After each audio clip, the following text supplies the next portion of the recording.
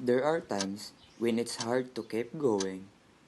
Pagod, puyat, at stress na lang ang nararamdaman mo sa araw-araw. So it is important that we have a partner in continuing our fight.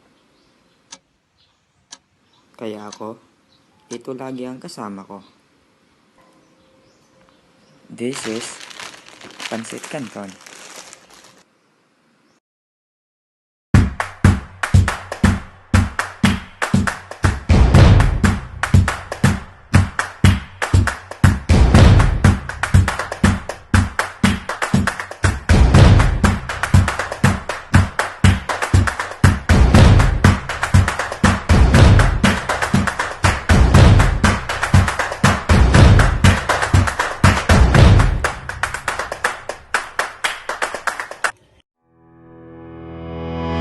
Pansit Canton.